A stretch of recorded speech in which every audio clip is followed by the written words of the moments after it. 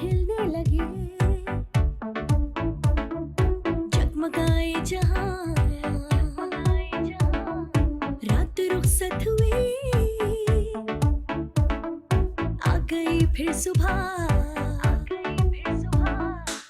Welcome again, good morning with सभी में एक बार फिर खुशामदीद कहती हूँ। नाज़िम, एवरी फ्राइडे हम आपके साथ ये एक सेशन करते हैं और ये सेशन होता है आपके लिए लॉ यानी कि कानून की बात ज़ैनब बलोच के साथ। वो इसलिए कि ताकि आपको कानून की मालूमात हो, यानी कि आपके राइट्स क्या हैं कहीं पर भी आपको, क्योंकि हमारे 22 करोड़ से अबव आबादी है और हर किसी को कहीं ना कहीं कोई भी कानूनी मसला हो सकता है। तो कानूनी मसलों को हम आपसे डिस्कस करते हैं।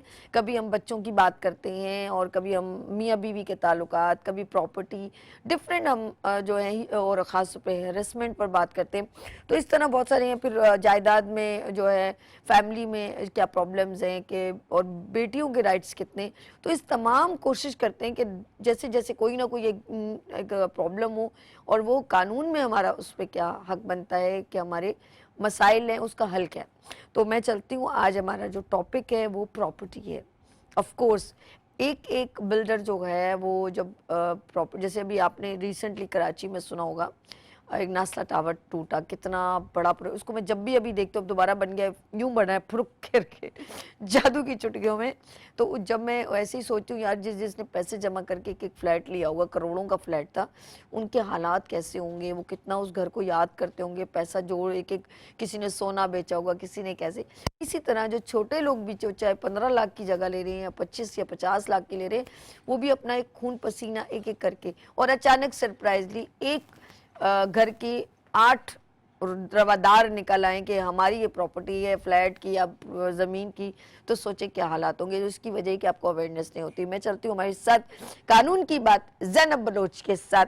हमारे साथ हैं एडवोकेट ज़ैनब बलोच। अस्सलाम वालेकुम। वालेकुम सलाम। कैसी हैं ज़ैनब? ठीक है, मैं बिल्कुल ठीक ठाक। आप अपना कीमती वक्त निकालती हैं हमारे नाज़रीन के लिए, आपका दिल की गहराइयों से शुक्रिया। अच्छा जी ज़ैनब, आप मैं बात कर, आज हमारा टॉपिक जो आपने मुझे माशाल्लाह मुझे रेकमेंड भी किया कि इस पर हम डिस्कस करेंगे, कानूनी एतबार से कौन सा हमारा राइट, क्योंकि तमाम इदारे तो बने हुए, जब कोई कंफर्मेशन करते हैं वो भी सही निकलती है, फिर क्यों एक फ्लैट के 6 रवादार निकल आते हैं या इस तरह और बहुत सारी प्रॉपर्टी। पहले इसकी डेफिनेशन बताएं, उसके बाद गलतियां कोताहियां बताएं। बिल्कुल, बहुत बहुत शुक्रिया आपका, सभी आप बुलाती हैं और इतने अच्छे अहम अहम इश्यूज़ पे बात करते हैं जिन पे अवेयरनेस नहीं होती लोगों को, उनको अवेयरनेस मिल जाती है, तो ये एक अच्छी चीज़ है।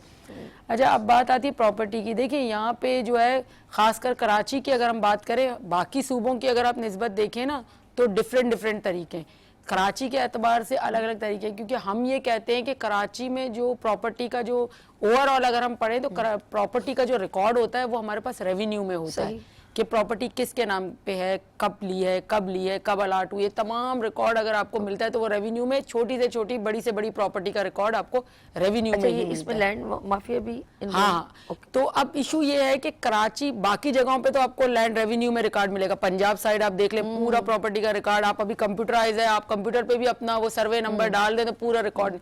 सिंध में, कराची में स्पेशली डिफरेंट तरीके कर दिए। अब आपको रेवेन्यू में रिकॉर्ड नहीं मिलता, अब आपको जो है अलग अलग केडीए का अलग रिकॉर्ड मिलेगा, केबीसी का अलग रिकॉर्ड मिलेगा, कंटोनमेंट का अलग रिकॉर्ड मिलेगा, रेवेन्यू का अलग।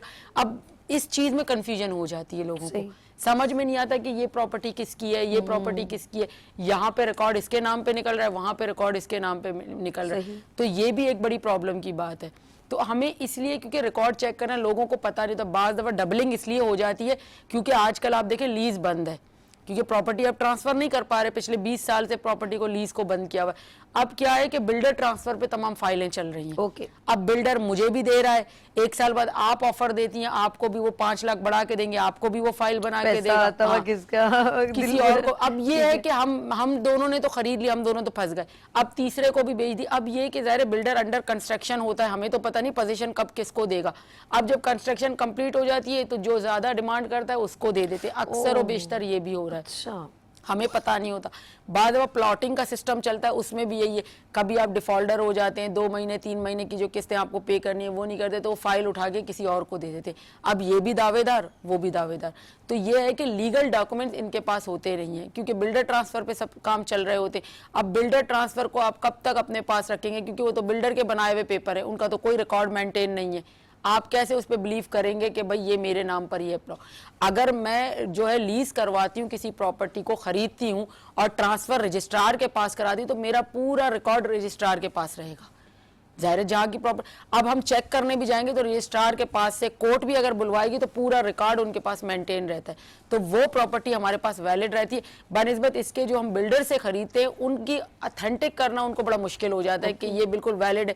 और आजकल जो बड़े बिल्डर हैं उनका तो फिर भी है, लेकिन जो ये छोटे छोटे बाकी के प्रोजेक्ट जो बनते हैं ना, इनमें जो ये डिफॉल्टर बड़ी पैदा होती है। और दूसरी बात, अब अगर ऐसी कोई ज़मीन आती है आजकल, क्योंकि कंस्ट्रक्शन फ्लैट की सबसे ज़्यादा हो रही है कराची के यहाँ पे हम देखते हैं, तो फ्लैट में आप जब भी जाके देखना ना, फ्लैट में जो परमिशन इनको मिलेगी, जो नक्शा होगा ना, क्योंकि हम तो देखते नहीं, बस हमें सस्ते में मिल रहा है, हम जाके अभी आप देखें सोशल मीडिया पे इतनी वायरल होती हैं डिफरेंट वीडियोस, 2 लाख आपके पास, सिर्फ 2 लाख है, हाँ, आप आ जाएं।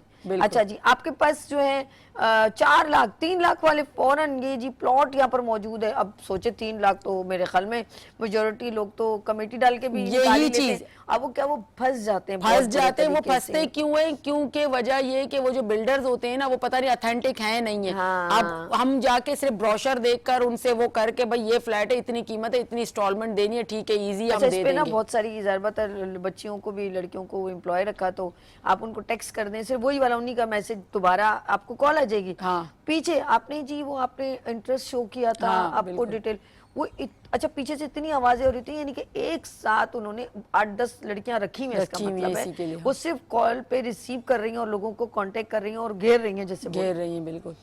तो ये मुझे समझ में नहीं आती। अच्छा, आपने सोशल मीडिया को इतना, ये जैसे आप OLX पे चले जाएं, मैं सच बता रही हूँ, आप वहां पर गाड़ी, क्योंकि मेरे साथ भी ऐसा, मैंने गाड़ी कुछ ऑर्डर की और जब मैं देखने गई, अल्लाह खटारा, मैंने कहा भाई ये टीवी उस पे तो बड़ी अच्छी दिखा रहे, और यहाँ पर आके मैं परेशान।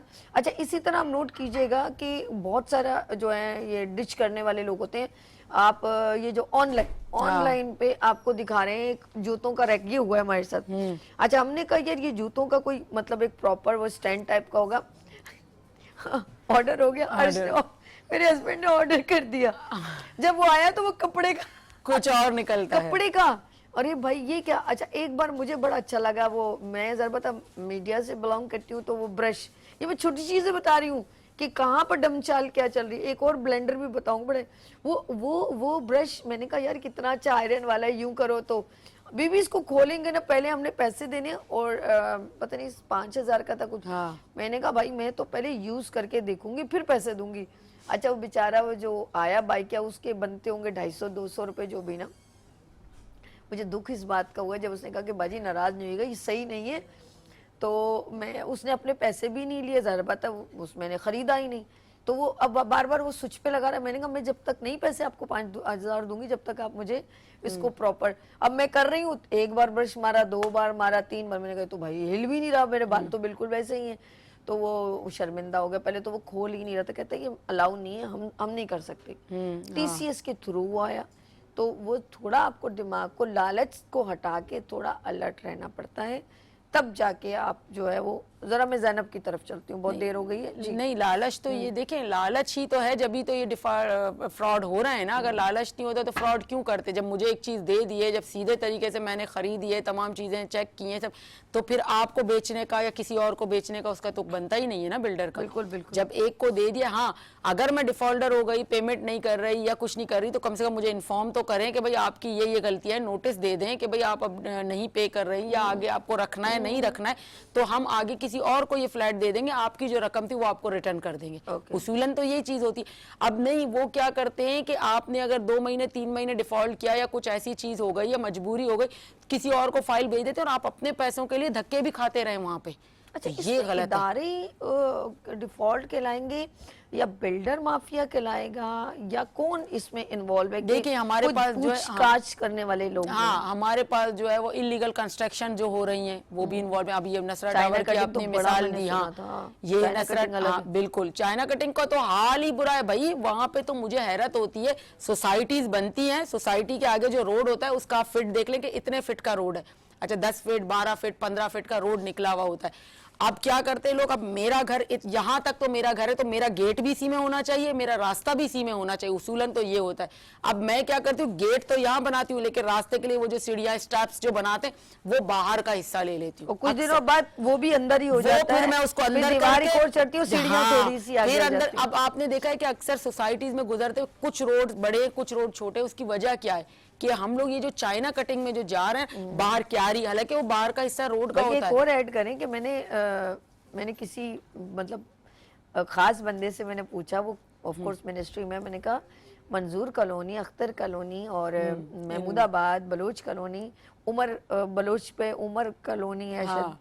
मैंने कहा यार ये लोग क्या पार्क से क्यों महरूम है? हाँ, मैंने कहा ये Immunity क्यों? plots है। एडमिनिस्ट्रेशन सोसाइटी में एक पार्क है, हमारे घर के पास तो चलो एक है, लेकिन आप यकीन करें चाहे मैं वहाँ नहीं रहती लेकिन एरियाज तो है ना, बहुत सारे लोग रहते हैं। तो मैंने कहा यार ये क्या यहाँ पर जो लोग ने लियाकत अशरफ कॉलोनी जो है, बिल्कुल। मैंने कहा यार ये लोग क्या लोग नहीं है, इनके पास क्यों नहीं पार्क? तो कहते हैं ये पार्क गवर्नमेंट ने अलॉट किए थे लेकिन इधर घर बन गए, वो इम्यूनिटी तोड़ भी नहीं प्लॉट्स सकते। कहलाते हैं ना। तो यही तो हमारे लोगों में अवेयरनेस नहीं है ना। आपको जो है वो कम से कम इसके लिए कोर्ट में पिटीशन लगानी अच्छा, चाहिए। एक बार हमें कहीं अल्लाह वाला टाउन में किसी ने कहा कि उस जगह पर ना, बोले ये ना जगह गवर्नमेंट की, आपने खरीदनी है और बहुत कौड़ियों के मोल है। क्या बोले? कौड़ियों के मोल है, लेकिन ये पार्क की जगह है। पार्क के इम्यूनिटी हमने प्लॉट कहा, है। पागल है हमारे को, एक तो गलत काम करवा रहे हैं, ऊपर से दूसरों को ऑफर कर रहे हैं, थोड़ी कीमत में आपके अंदर लालच उभरेगी। वही जगह अगर वो 80 लाख की है, वो आपको 25 लाख में दे रहा है या तो कुछ इस तो तरह होगा। की, वो तो आप Defaulter है। खुशी लेके देंगे, वो जबरदस्त। तो हम ये कह रहे हैं कि जमीनों की भी कुछ कंडीशंस होती हैं, हमें पता नहीं होता। एक तो ये है कि चाइना कटिंग में आती है,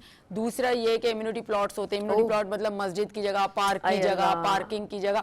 अब सोसाइटीज में अक्सर आप बड़ी बड़ी सोसाइटीज में जाके देखें ना, उनमें पार्क की जगह अलग दी हुई है, उनमें मस्जिद की जगह अलग है, उनमें जो है वो पार्किंग का एरिया अलग है कि यहाँ पे गाड़ी पार्किंग करेंगे, और बच्चों के खेलने के ग्राउंड्स अलग हैं। होने चाहिए भाई। अब उनमें वो क्या करते हैं, आहिस्ता आहिस्ता वहां के जो, क्योंकि बिल्डर ट्रांसफर चल रहा है ना वहां पे, तो सोसाइटीज में भी बड़ी बड़ी आजकल आप देखें कि कहाँ पे आप जो है ट्रांसफर के लिए जाते हैं बिल्डर।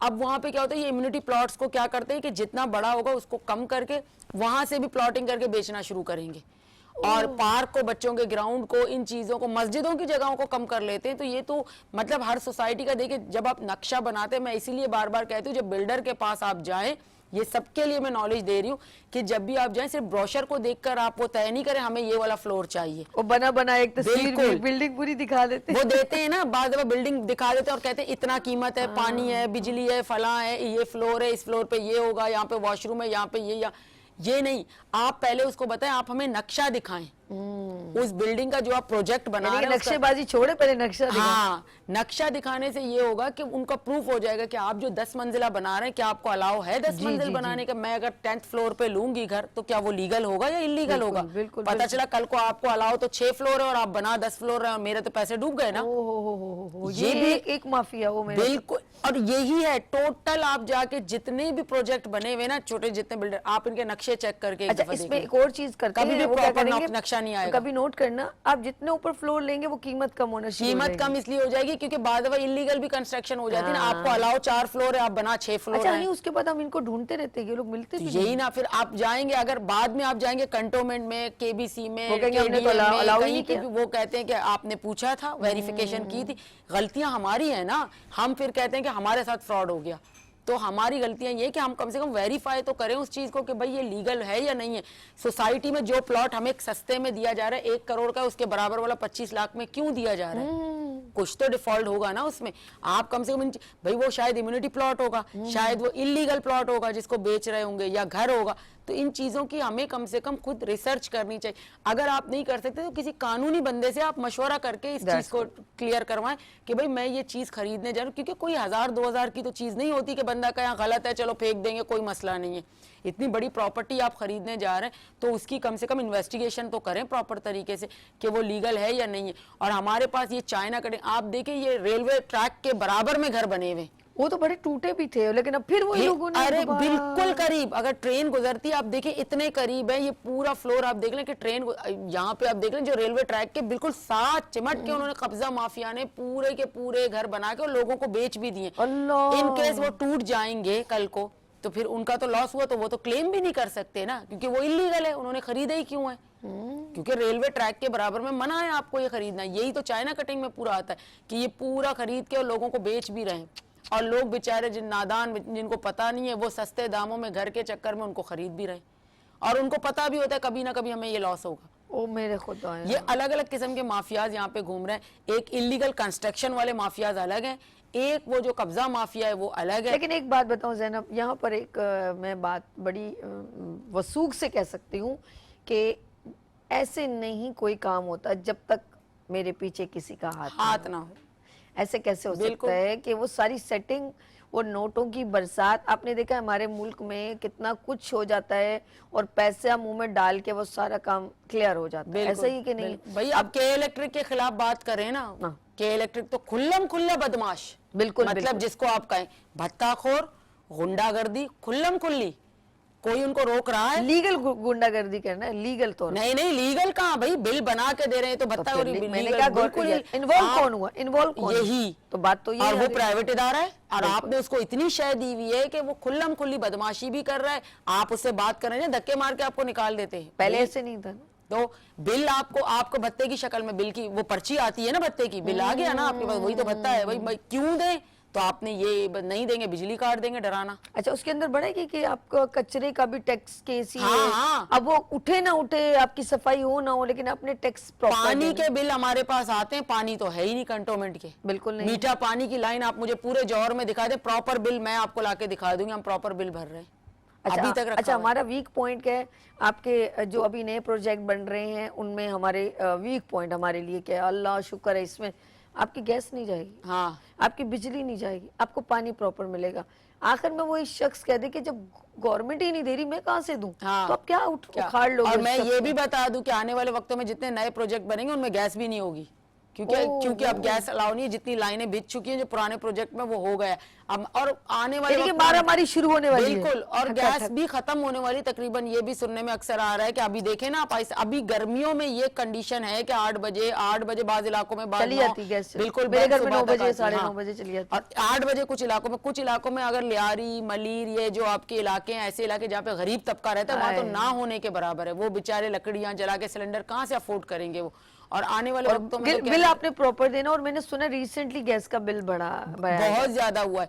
तो ये माफियाज हैं। अब माफिया की कोई एक शक्ल नहीं होती कि ये वाला स्टैंडर्ड माफिया का भत्ता अब हो बिल्कुल, गया, समझ हर लो। कोई अपने स्टैंडर्ड के हिसाब से ले रहा है। अब अगर के इलेक्ट्रिक है वो एक अलग माफिया है, गैस कंपनी वो एक अलग माफिया है, बिल्डर्स आपके अलग माफिया है, ये पानी लैंड वाले ग्रैबर अलग है, टैंकर जो आते हैं टैंकर पानी के में, अलग कहते हैं, वहाँ कहाँ से आ रहे हैं जो और ये जो हमको आपको नहीं लाइनों का बिल भी दे रहे हैं और फिर पानी भी नहीं है, ना होने के बराबर है, और आप बिल प्रॉपर आ रहा है। मैं खुद ला के दिखा दूंगी, ये मुझे दिखा दें एक दिन वहां पे एक फ्लैट में कोई मीठा पानी है, खारा से खारा पानी मिल रहा है वहां पे बोरिंग का लोगों को, और बिल आ रहा है आपका कंटिन्यू। अच्छा, अब ये आवाम कहाँ जाए, किससे सेटिस्फाई हो? सेटिस्फेक्शन के लिए ऑफ कोर्स कि भाई मुझे कोई एक प्रॉपर्टी दे रहा है, ये नया प्रोजेक्ट है, बहुत रिजनेबल है, इंस्टॉलमेंट पे जो है मैं ले सकती हूँ। और अभी भी मैंने यकीन कर, इस्लामाबाद में कुछ लोग जो बाहर मुल्क से आए उन्होंने अपना इन्वेस्टमेंट किया, वो रो रहे थे, बिल्कुल अपने आप को मार रहे थे कि देखो इन्होंने हमें लूट लिया, ऐसा हमारे साथ 2 नंबरी हो गई, जो भी हो गई।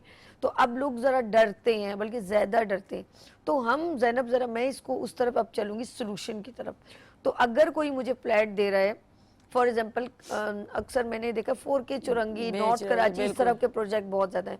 तो कोई वहां पर एक फ्लैट लेना चाहता है तो वो कहाँ पे जाके उनसे क्या, एक तो उन जो सेल करें उनसे क्या मांगे, और वो प्रूफ करने के लिए वो किस साइड पर जाए? देखिए ये बड़ा अच्छा सवाल है। चाहे फ्लैट बने हुए हों चाहे बिल्डर के हों, मैं दोनों कंडीशंस को बता देती हूँ। जिनसे आप आम बंदे थे जो बने हुए होते हैं, जैसे मुझसे इनसे आपसे खरीद रहा है कोई फ्लैट, तो सबसे पहले ये होता है कि जब आपकी सौदा तय हो जाता है एक दूसरे के दरमियान, हम एक टोकन मनी जो देते हैं थोड़ी सी, फिर क्या करते हैं कि वो डॉक्यूमेंट्स जो होते हैं ना, फोटोकॉपीज होती हैं, जो पेपर होते हैं, उन पेपर्स को आप लेके, अब जिस जगह की प्रॉपर्टी, मैंने आपको पहले बताया कि कराची में डिफरेंट जगह की प्रॉपर्टी, क्योंकि एक जगह रेवेन्यू में आप सिर्फ नहीं जा सकते, आप अगर केबीसी की प्रॉपर्टी है तो केबीसी में, अगर कंटोनमेंट की प्रॉपर्टी है तो कंटोनमेंट में, अगर आपकी केडीए की प्रॉपर्टी है तो केडीए में आप उसकी वेरिफिकेशन कराएंगे, क्योंकि जाहिर सी बात है लीज पेपर होंगे। अगर वो बिल्डर ट्रांसफर पर है तो फिर आप बिल्डर से कंफर्मेशन करवाएंगे, जिस बिल्डर के पास, क्योंकि एक बिल्डर एक बिल्डिंग बना के तो भागता नहीं, लाजमी बात है उसका एक ऑफिस होगा जहां पे रिकॉर्ड होता है, आप उसको चेक करेंगे। अगर लीज प्रॉपर्टी है तो लाजमी बात है कि जहां से बनी है, फॉर एग्जांपल अगर AK चौरंगी है तो लाजमी बात है सेंट्रल का इलाका लगता है, सेंट्रल के आप DC ऑफिस में जाकर और वहां पे जो है आप उसकी रजिस्ट्रार के पास जाकर उसकी वेरिफिकेशन करवा सकते हैं कि भाई ये मैं प्रॉपर्टी खरीद रहा हूँ, ये जेन्युइन है या नहीं है, ये जो मुझे बेच रहा है ये ओनर है या नहीं है, ये चीज आप पता कर सकते हैं। वो आपको पूरी वेरिफिकेशन करके दे देगा। बैंक भी तो आपको लोन देती है ना, बाज दफा बैंक देती है, या हाउस बिल्डिंग से हम लोन लेते हैं कि प्रोजेक्ट लेने के लिए, तो वो क्या करती है, वो इस तरह तो आपके पेपर नहीं रखेगी, वो भी पूरी वेरीफाई करने के बाद आपको 1 करोड़ 1.5 करोड़ 2 करोड़ का लोन जो देती है, आप घर खरीदते हैं तो वो तो पूरी वेरिफिकेशन करती है। तो यही वेरिफिकेशन अगर आप कर लेंगे, अब आप 5,000 10,000 बचाने के चक्कर में इतना बड़ा लॉस अपना कर देते हैं, ये हमारे लिए सबसे बड़ा मसला होता है कि हम जो वेरीफाई नहीं करते पेपर्स को। अच्छा, अब वेरीफाई करने के बाद भी नसरा टावर हमारे सामने मिसाल है, पूरा इतना बड़ा 1.5 2 करोड़ के घर थे यहाँ पे, लोगों के फ्लैट, ये पूरी जमा कब लिए तब वो 1-1 1.5 करोड़ के तभी तो बहुत पुरानी। अब वो देखें कि वो तो पूरा वेरीफाई सब कुछ होने के बाद आबाद इलाका लोग रहने भी लग गए तो उसको तोड़वा दिया गया कि ये अब इल्लीगल। तो गलती किसकी हुई? इदारों ने तो उसको प्रूफ दिया होगा ना कुछ ना कुछ। यही तो, अब बिल्डर की गलती को अगर हम यहाँ पे माने तो बिल्डर कहाँ से कंफर्मेशन कराता है? इदारों से करवाता है। लाजमी है इदारे उसको अलाउ करते हैं तो वो करता उसको ज्यादा लड़ना चाहिए कि मेरी जमीन तो मेरी है, और इलीगल थी। तो जब मैं कंस्ट्रक्शन का, देखिए कंस्ट्रक्शन बिल्डर ऐसे शुरू नहीं करता, वो परमिशन लेता है इदारों से, एंटी इंक्रोचमेंट से, बाकियों से, सब उसको NOC प्रूफ देते हैं कि भाई ये आपका NOC है, दिखाता वो लेटर, बोले ये बिल्कुल प्रूफ है मेरे पास। हम बात, अच्छा हमारे पास ऐसे मैटर्स आए जहाँ पे जमीन हमारी कंस्ट्रक्शन इन्हीं से हमने लेटर लिए, गोटाबाद थी, गोटाबाद भी बाज दफा गोटाबाद हम गोटाबाद कहते हैं, लेकिन गोटाबाद इलीगल नहीं होते, वो भी लीगल होते हैं। गोट वगैरह जो होते हैं, मतलब गोट हम यहाँ पे उनको इसलिए चक गोट, पंजाब में उनको चक कहते हैं, यहाँ पे गोट कहते हैं। अब गोट भी लीगल ही है, मतलब सोसाइटी तरीके से होते हैं। अब यहाँ पे उनको नाम है गोटाबाद में कर दिया गया। अच्छा, गोट जब कहते हैं तो लोग कहते हैं इलीगल होगा, ये तो इलीगल। नहीं वो लीगल है। गोटों के भी आप देखें ना कि शंबे गोट, रईस गोट, ये बाकायदा रजिस्टर्ड गोट है, इनके नाम आते हैं बाकायदा। आप इनका अगर सनद निकालते हैं, ये रेगुलाइज्ड हैं सारे। अब आप उनकी रेगुलाइज्ड होने के लिए आप उस जगह पे जाएंगे, गोटाबाद के जो मुख्तियारकार है उससे पूछेंगे कि भाई ये रेगुलाइज्ड है या नहीं है। वो आपको एक पेपर दे देगा कि भाई ये रेगुलाइज्ड है, उसका नाम गोट का आ जाएगा कि इतने से इतने वहां पे जो है प्लॉट्स हैं। अब वहां पे एक बंदा खरीदता भी है, सब प्रॉपर है, रिकॉर्ड भी, और कंस्ट्रक्शन की बाकायदा इंक्रोचमेंट से परमिशन भी है। सही, परमिशन के बाद उसने कंस्ट्रक्शन शुरू की तो यही इदारे वाले, यही AC, यही मुख्तियारकार, यही DC आके उसकी दीवार वॉल तोड़ देते कि भाई ये इलीगल है। भाई क्यों इलीगल है, क्यों हमें पता नहीं मिला, आप कैसे बनाएंगे? तो इस तरह के भी मामलात होते हैं। तो इसके लिए प्रॉपर रास्ता ये, अगर आपके पूरी डॉक्यूमेंटेशन प्रॉपर है, अगर कोई इस तरह का होता है तो आपके पास हाई कोर्ट है, आप डायरेक्ट पिटीशन लगा सकते हैं वहां पे कि भाई ये मेरा राइट है, मुझे कंस्ट्रक्शन की परमिशन दी गई है, मुझे NOC है, मेरे सारे पेपर क्लियर हैं, इसके बावजूद इन्होंने मेरी वॉल तोड़ी या मुझे ये कंस्ट्रक्शन नहीं करने दे रहे जो मुझसे डिमांड कर रहे हैं, तो क्यों कर रहे हैं? देखिए यहाँ पे जो है ना, आप जितने भी लीगल वे में भी जाए ना, अगर किसी को कुछ करना होगा वो आपके साथ करेगा। नसरा टावर आपके सामने एक मिसाल है, हमारे पास वो मून गार्डन एक मिसाल है। मैं कहती हूँ कि जौहर में स्कीम 33 को आप जाके देख लें, वहां पे आपको एक फाइल तो मिलेगी ही नहीं, 2-2 3-3 फाइलें, इतने डिफॉल्टर हैं वहां पे लोग खरीदते हुए डरते हैं कि हम ये अगर कंस्ट्रक्शन कर लें तो कल को हम फंस ना जाएं इसमें। बिल्कुल ऐसे ही, इतने हालात खराब हैं बिल्डर। अच्छा, अब ये तो हो गया कि हम अगर किसी से खरीदने जा रहे हैं इंडिविजुअल पर्सन से, तो आप वेरिफिकेशन खुद करवाएं या किसी लीगल पर्सन को आप बोले इन्वॉल्व करें, ताकि वो आपको पूरी की पूरी क्या करके दे, वेरिफिकेशन करके दे कि ये प्रॉपर है या नहीं है। फिर आप ट्रांसफर का तरीका ये है कि दोनों साथ में जाएंगे रजिस्ट्रार के पास, साइन करेंगे, लिखेंगे। अगर इन केस आप बिल्डर से कुछ खरीद रहे हैं, अब बिल्डर का ये कि वो चीज बनी नहीं है, लाजमी है वो तो सिर्फ आपको मॉडल दिखाएगा, ऐसा मैं बनाऊंगा। अब आप उससे पहले से खरीद लेते हैं, भाई फ्लोर की बात, तमाम चीजें तय हो गई। अब सबसे पहले तो आप बिल्डर से ये तो पूछें कि यहाँ पे कोई भी नहीं पूछेगा, आप पता कर लें यहाँ पे लोगों ने जितने भी फ्लैट बुक करवाए होंगे, किसी ने भी आज तक नक्शे के बारे में नहीं पूछा होगा। नक्शेबाजी हो रही है बस। बिल्कुल। आप और वो कभी आपको प्रोवाइड भी नहीं करेगा, ये मैं 100% बता रही हूँ, क्यों? क्योंकि उसको 4 या 5 फ्लोर की परमिशन होगी नक्शे के हिसाब से और वो बना 10 फ्लोर रहा होगा। और वहां पे पार्क की जगह, क्योंकि एक प्रोजेक्ट बनता है जब आप फ्लैट्स भी बना रहे होते हैं, वहां पे आपको बच्चों का पार्क भी देना है, वहां पे आपको मस्जिद भी अंदर देनी है, वो आपको कहीं नजर नहीं आएगी। सही। वहां पे आपको पार्किंग एरिया भी अलग करना है, ये नजर नहीं आएगा। क्यों? क्योंकि वो पार्क की जगह पे भी एक बिल्डिंग बना देता है। ओहो, भाई ब्लॉक फलाना, ब्लॉक ओके। डी बन गया, ब्लॉक सी ई बना दो, ठीक, ठीक, ठीक। ब्लॉक एफ बना दो, वो छुपाएगा नक्शे में। ये तमाम चीजें आती उसने हैं वो ना, जो जिधर से अप्रूव करवा रहे हैं, तो थोड़ा पैसे दे के भाई इसको दे तो के छोड़ो यार वो नक्शा छुपा देते हैं। अब हम क्या करते हैं कि बिल्डर के कहने पे वाह इसमें पार्क है, इसमें ये, इसमें वो, बाद में वही पार्क हमें आज तक आप मुझे प्रोजेक्ट बता रहे कहीं पे भी पार्क हमें नजर ही नहीं आता। नहीं होते। फ्लैटों में हालांकि नक्शे में होता है, क्योंकि आप जब भी प्रोजेक्ट बना रहे होते हैं सोसाइटी, इस तरह प्रोजेक्ट में आपको पार्क, आपको मस्जिद, आपको ये तमाम चीजें अवेलेबल करनी है बच्चों के लिए वहां पे।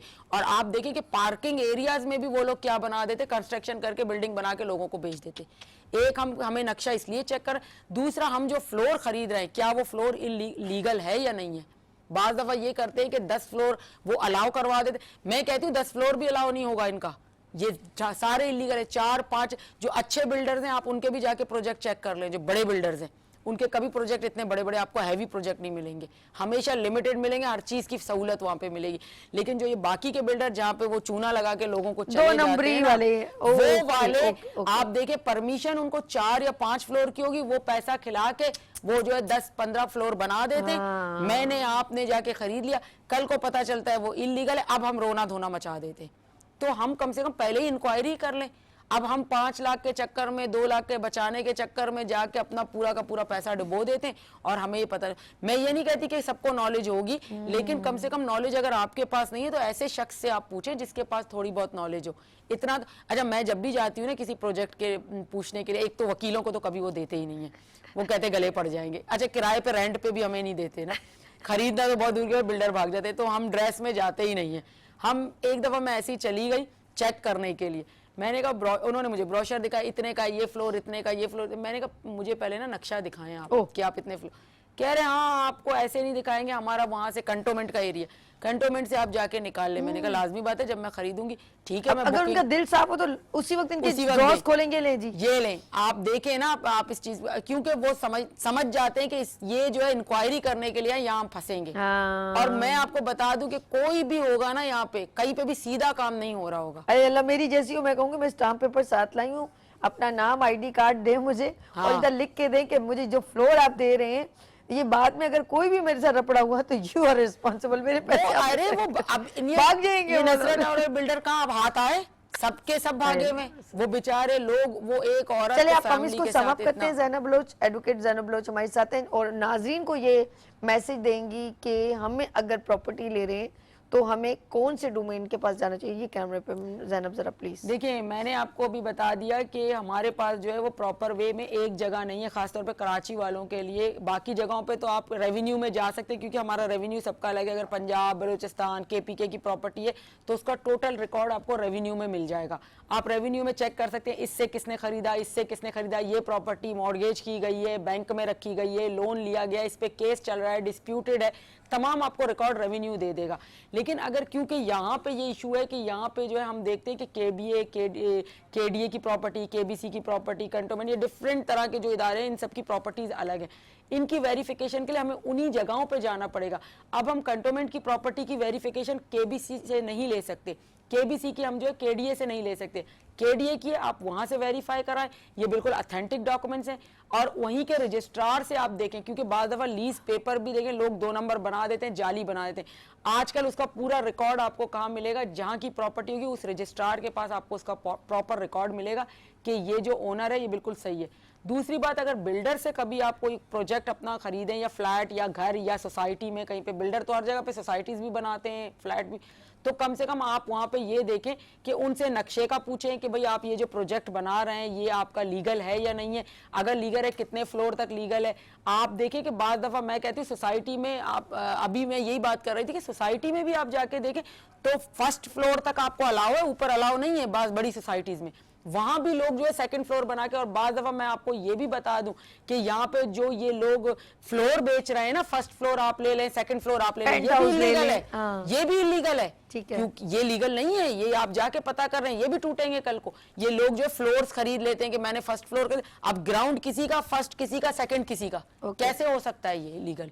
आप देख ले, ये भी इलीगल है। इसकी भी प्रॉपर छानबीन करें, क्योंकि आने वाले वक्त में नुकसान उठाने से बेहतर है कि अभी से हम ऐसा काम ना करें।